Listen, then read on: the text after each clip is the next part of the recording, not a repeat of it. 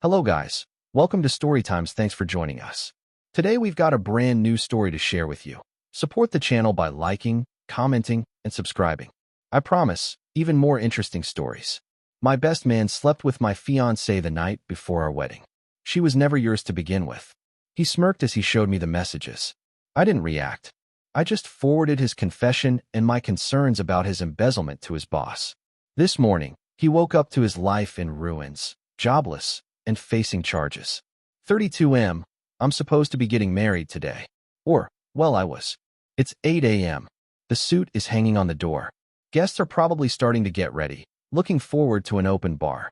Instead, I'm sitting here, strangely calm, typing this out while my world has imploded. Last night was the rehearsal dinner. Everything seemed fine. My fiancée, Chloe, 29F, was radiant. My best man, Ethan, 31M, my friend since kindergarten, gave a toast that everyone loved. We all went back to the hotel, separate rooms, the usual pre-wedding jitters. Around 2 a.m., I couldn't sleep. Went to grab a water from the hotel vending machine. Walked past Ethan's room. Heard voices. Chloe's laugh. My stomach dropped. I'm not proud of it, but I listened for a second. It was them. No ambiguity. My first instinct was to kick the door in. Scream. But something else took over. A weird, cold detachment. I just went back to my room. Didn't sleep. At 6 a.m., I knocked on Ethan's door. He answered, shirtless, looking smug. Chloe was in the bed, covers pulled up, looking horrified. The air was thick. Liam, it's not what it looks like. She stammered. Classic. Ethan just smirked. That damn smirk. Actually, mate, he said, picking up his phone from the nightstand. It's exactly what it looks like. And honestly, she was never yours to begin with. He then showed me a string of messages between them. Explicit stuff. Planning this. Laughing about me. It had been going on for months. I didn't say anything. I just looked at him. Then at Chloe, who was now crying, muttering about a mistake. Here's the thing. For the past year, I've had a growing suspicion that Ethan was skimming money from his company. He works as a senior project manager for a mid-sized construction firm, Henderson and Company. Lots of cash flow. Expense accounts. He'd been a bit too flashy lately. New sports watch. Talking about investments that didn't add up with his salary. I'd even seen some concerning paperwork he'd carelessly left at my place once. Printouts of what looked like inflated invoices and questionable expense claims. I'd mentally filed it away, deeply uneasy, and had made some discreet notes and saved copies of what I'd seen to a secure folder on my cloud drive. Initially just worried he was getting into trouble and debating for weeks whether to confront him or alert someone. His smirk. His words. Chloe's betrayal. It all clicked. This wasn't just a friend with sticky fingers. This was a guy capable of anything. So, I nodded, pulled out my own phone. While he was still looking smug, probably expecting me to yell or break down, I composed an email. My hands were surprisingly steady. To Mr. Henderson. Subject, urgent, serious concerns regarding Ethan Holloway. Mr. Henderson, I am writing with some extremely disturbing information. I have strong reasons and some initial evidence to believe Ethan Holloway may be involved in embezzling funds from the company. I have observed concerning financial activities and have copies of suspicious documents related to projects X, Y, and Z that I can compile and forward to you from my main computer as a matter of urgency. Separately, and indicative of his character, he has just confessed to an affair with my fiancée, displaying a complete lack of integrity. I have a short audio recording from my phone of him admitting this and boasting about his deceptions, which I have attached. I believe an immediate internal investigation into his financial activities is warranted. I am available to discuss this at your earliest convenience. Attached was the short audio file I discreetly recorded on my phone when Ethan started his whole "she was never yours" speech, catching his lovely admission and him gloating about the messages he was showing me. Sent. I looked up. Right, I said. Well, I guess the wedding's off. You two enjoy yourselves. Walked out, called my parents, her parents. Told them it was canceled. Chaos, obviously. It's 8 a.m. now. Just got off a brief, very serious call with Mr. Henderson. He got the email, listened to the recording, and is taking it extremely seriously. He's initiating an immediate review of Ethan's accounts and has asked Ethan to report to a meeting with him in HR first thing this morning and to not access any company systems until then. The fallout is starting. Chloe has been calling nonstop. Texts too. Liam, we need to talk. It was a mistake. Don't do this. Ethan just sent one. You fucking snake. You'll pay for this. Maybe I will. But right now, all I feel is that cold calm and the grim satisfaction that his life is about to unravel. Jobless, facing charges, reputation toast, all before his work day technically even begins. Happy wedding day to me. Update 1 week later. It's been a week. A long, surreal week. Thanks for all the comments on my last post. Didn't expect that kind of response. Good to know I'm not totally out of my mind for how I reacted. So, the immediate aftermath. As I mentioned, Mr. Henderson moved fast. Ethan was called into that meeting first thing on what should have been our wedding day. Apparently, confronted with my initial email, the audio, and some immediate red flags Henderson found in the system after my tip-off, I sent him the more detailed document copies later that day from home. Ethan crumbled. He was suspended immediately and escorted from the premises. Henderson and company launched a full forensic audit straight away. The initial estimate from that audit, after only a few days, suggests he embezzled at least $90 over 2 years. He used company credit cards for personal luxuries, created fake invoices for consulting services paid to an account he controlled, and inflated expense reports, the works. He was arrested 2 days ago, booked and released on bail, which his parents apparently paid. He's facing multiple felony charges. His lawyer is probably having a field day or a nightmare. Chloe. Oh, Chloe. She showed up at my apartment the day after, banging on the door, hysterical. I didn't answer. She left a tear-soaked note basically saying it was all Ethan's fault. He manipulated her. She was confused. She still loved me, blah blah. Standard cheater script. Her parents called too. Her mom, Sarah, mostly crying and asking if there was any way to fix this for Chloe's sake. I was polite but firm. No, there isn't. Chloe made her choices. The entitlement from Ethan's side has been next level. His older brother Mark called me. Didn't yell, but was very cold. You didn't have to ruin his life, Liam? A quiet word maybe? Now he's facing jail time. Over what? A stupid mistake with a girl? I just said, Mark, the evidence shows he stole a significant amount of money, and he blew up my life with a smirk. This isn't just about a girl. It's about him being a criminal and a sociopath. He hung up on me. In their world, major fraud and betrayal are just oopsie-daisies. Ethan himself has been silent since his one threatening text, probably on his lawyer's advice. But his social media before he nuked it was full of vague posts about betrayal by those closest and people not being who you think they are. The audacity. I've had to deal with the wedding fallout, canceling vendors, losing deposits, tens of thousands. Ouch. Some have been understanding. A few, like the damn custom cake place, are holding firm to contracts. Lawyers are involved there too now. Fun. Small moment of vulnerability, Wednesday night. Sat in what should have been our marital home, my mortgage, thankfully, looking at all her stuff still here. Had a brief moment. Not of wanting her back. God, no. But just the sheer waste of it all. The future I thought I had. Lasted about 5 minutes. Then the cold resolve kicked back in. Boxed up all her things. She can arrange to collect them. Through lawyers, preferably. Mr. Henderson called me again. Thanked me profusely. Said the documents I sent later that day were crucial and that my actions likely saved his company much more in the long run. He offered me a significant reward which I politely declined. Just wanted the justice. He understood. He did say he'd provide a glowing statement if Ethan tries to claim I set him up, which apparently is a defense his lawyer is considering. Good luck with that, Ethan. The cops also interviewed me. Gave them the full story, the audio recording of his confession in the hotel room, and copies of the documents I had. They seemed pretty happy with the evidence. So yeah, life is messy. But every time I think of Ethan's smug face that morning and then picture him in a holding cell, I feel, okay, this is just the beginning of the consequences for him. And for Chloe, too, in a different way. Update 2. Alright, things have escalated on the entitlement and dirty tricks front, just as some of you predicted. Buckle up. Ethan's family is fully in poor Ethan, the misunderstood victim mode. His brother Mark and his mom have apparently been calling mutual acquaintances, spinning a yarn about how I was jealous of Ethan's success, and set him up with the embezzlement charges because I was unstable after finding out about Chloe.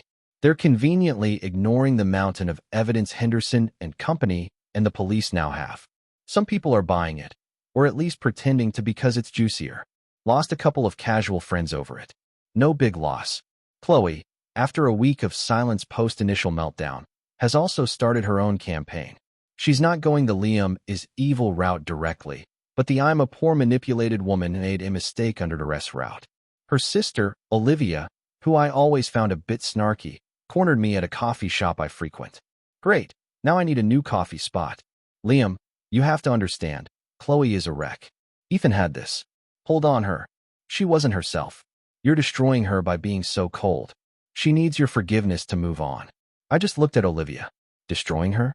She and Ethan destroyed our wedding, our relationship, and a good chunk of my savings with canceled vendors. She made adult choices. She can deal with adult consequences.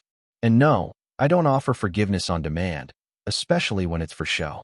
Olivia huffed that I was heartless and that Chloe deserved compassion. The entitlement is strong in that family too. Then the actual dirty trick started. The anonymous tip. My boss got an anonymous email last week.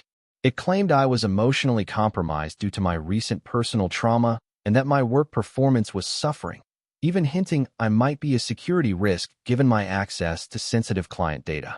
Thankfully, my boss is a reasonable guy, knows my work ethic. We had a chat. I explained the basics of the situation without going into excessive detail. He said the email was clearly malicious, ignored it, and told me to take any time I needed. I didn't. Work is a good distraction. Pretty sure this was Mark or one of Ethan's cronies. They really want to drag me down with them. The fake profile. Someone created a fake social media profile using my name and an old photo, started sending aggressive DMs to Chloe's friends and family, making it look like I was harassing them. Chloe then dramatically posted screenshots of the DMs she received from the fake me, saying I was unhinged and stalking her. Took me a day with the platform's support to get the fake profile taken down. Sent all evidence to my lawyer, just in case. Pressure through my parents. Ethan's mom called my mom, crying, begging her to make me see sense and drop the charges, which I can't do anyway. It's the state versus Ethan now. Or speak to his character to help him get a lighter sentence. My mom, bless her, told her firmly that Ethan made his bed and now he had to lie in it, and that her son, me, was the actual victim here. My response to all this. Methodical. Documentation. Every harassing call, email, fake profile, text message from their side. Logged, screenshotted, saved. My lawyer, Mr. Davies, has a nice, thick file now. He said it establishes a pattern of harassment and could be useful if they try any legal shenanigans against me, or if Ethan tries to claim victim status in his criminal case. Cease and desist. Mr. Davies sent a formal cease and desist letter to Mark and Olivia regarding their slanderous statements and harassment. He also sent one to Chloe regarding the fake profile stunt and her attempts to paint me as an aggressor. The letters basically said, "We know what you're doing, stop it or we'll sue for defamation and harassment." That seems to have quieted them down a bit. For now, focusing on facts. When any mutual acquaintance asks, I stick to the facts. Ethan committed fraud. Chloe was complicit in the betrayal. No emotion, just the truth. It's amazing how uncomfortable that makes people who are expecting drama. Internally, yeah, it's draining. There are moments I just want to scream at all of them. But I remember Ethan's smirk. That fuels my resolve. They expect me to break, to get messy. I won't give them the satisfaction. The police are finalizing their case against Ethan. His lawyer is apparently trying to negotiate a plea deal, but the DA isn't playing much ball given the amount and the breach of trust established by the forensic audit so far. Chloe has finally arranged, via a text from a new number, to pick up her stuff next Saturday. She wants to talk. I told her the stuff will be in the driveway. She can take it. No talk. She wasn't happy. The revenge here isn't about some grand theatrical gesture. It's about letting their actions, their own entitlement, be the engine of their destruction. And just calmly, legally, shutting down every attempt they make to drag me into their mess or avoid the consequences. Final update. 6 months later. It's been half a year. Feels like a lifetime ago I was supposed to be saying, I do. Instead, I've been navigating the weirdest chapter of my life.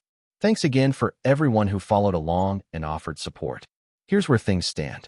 His life, as predicted in my first post, is comprehensively wrecked. The full forensic audit at Henderson & Co. eventually confirmed he'd embezzled approximately $120,000. He wasn't just skimming.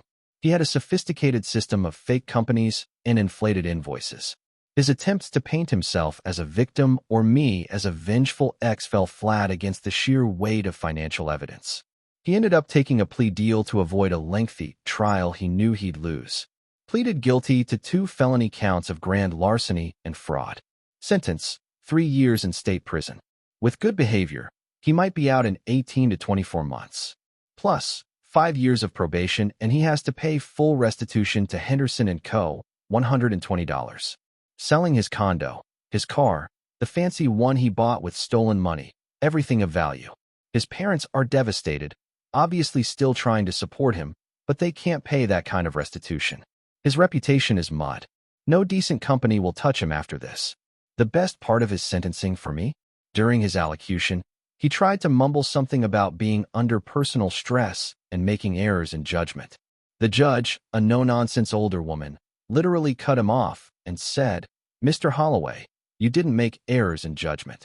You meticulously stole from your years. The only stress here is what you caused others." Hearing that reported back to me, chef's kiss. That smug smirk was long gone when he was led away. Chloe, she picked up her stuff from my driveway, tried to corner me for that talk.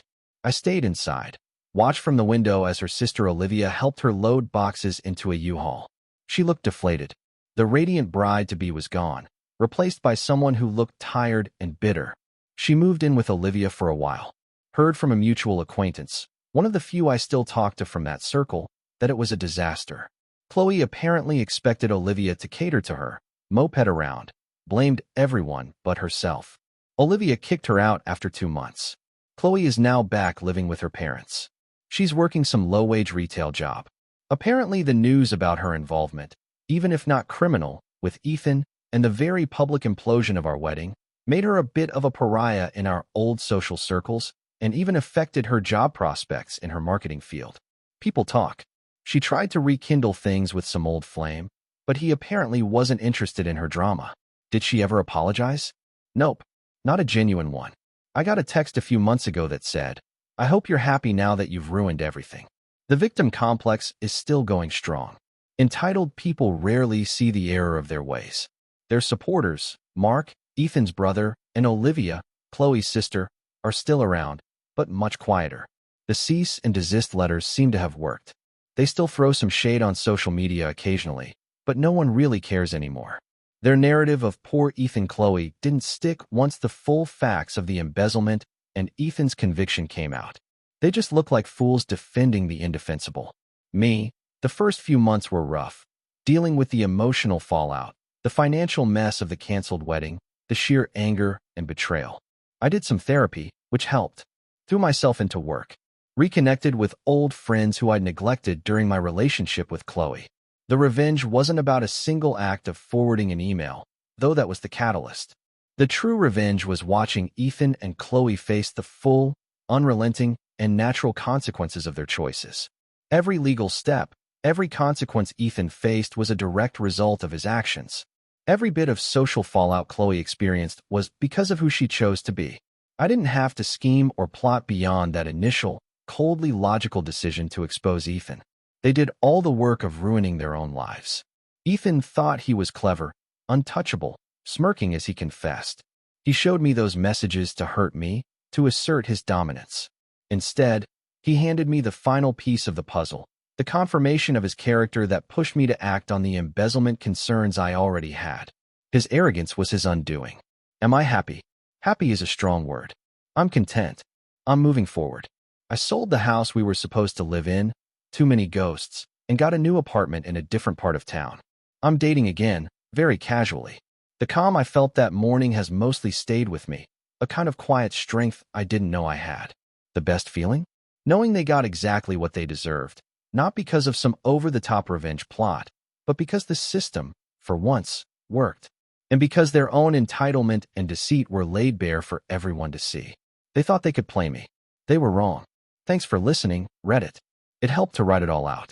Time to close this chapter.